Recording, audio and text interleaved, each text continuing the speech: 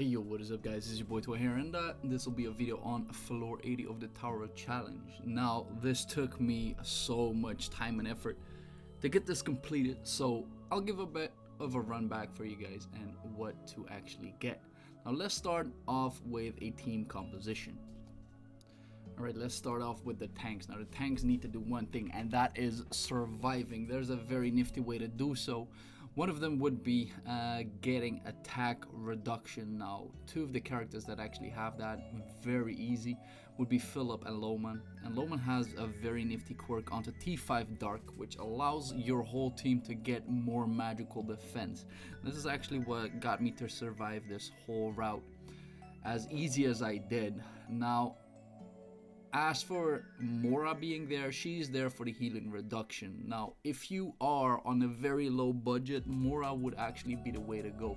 Reason why is if you heal reduce, this guy will not be able to heal up, and every damage that you do will be ticked off on him. So that's very great.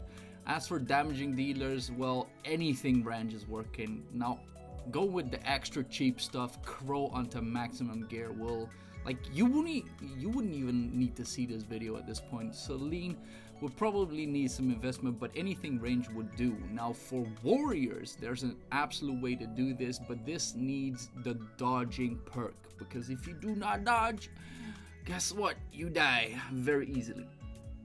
Also, you need stunners and you need healers. For the stunners, very easy pick. That would be May.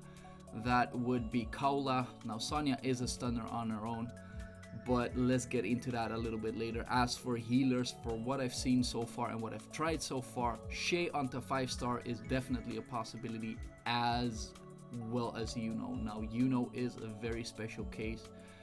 She got me through this whole thing. Now let's go over some of the stats that you need. Alright, easy stuff is get M dodge. Now M dodges was getting your tanks to survive. Reason for that being, if he actually stacks you up, you won't be able to heal, and if you won't be able to heal, your tanks die, and guess what? They will either reach the back line or your warriors or whatever. So that's a necessary thing. As for DPS, get a Manticore set, allowing yourself to survive. As for healers, get M dodge as well. And one of the best artifacts to use in this case is the Sunstone, which is healing reduction. Now, without further ado, let's get into a video. Now, the beginning of Lucicio is very easy. You need to stun him as fast as possible. If you don't stun him fast enough, he will both heal up a lot of HP, get more attack, get more defense.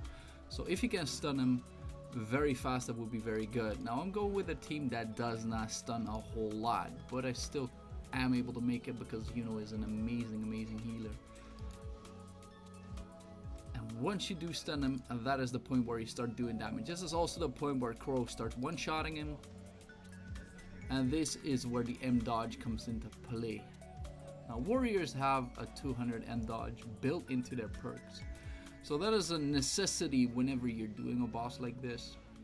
Aside from anything else, the thing that you need to be worrying about is not the jumps, it's not the auto attacks, it's this move. This is the Kamehameha, and if he blasts you with that, high chances are, if you don't have the right gear, he will one-shot you. Anything else, you could pretty much either heal or dodge it off yourself. Kill him. Got it. Okay. So I got lucky here and there with a few dodges, but this is the way to go. So I got it solid. This is unnecessary because I already had it, but this is the way to go.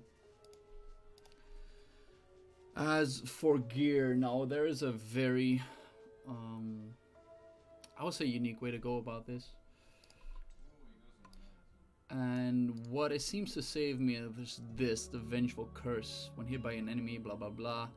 70% reduction onto damage for 3 seconds, which is amazing.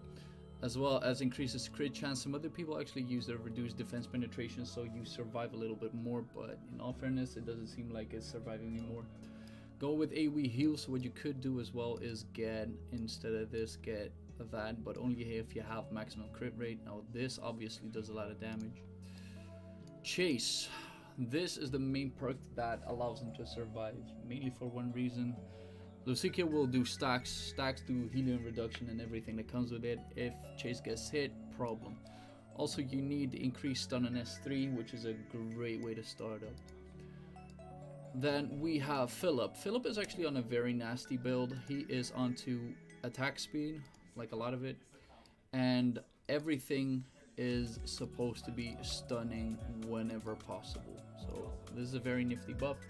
And you need a solar stone. If you don't have a solar stone, it means Lucikia will heal up more, and if you heal up more, you need to do more damage. So having a good solar stone is actually very necessary. Now Loman could be actually better.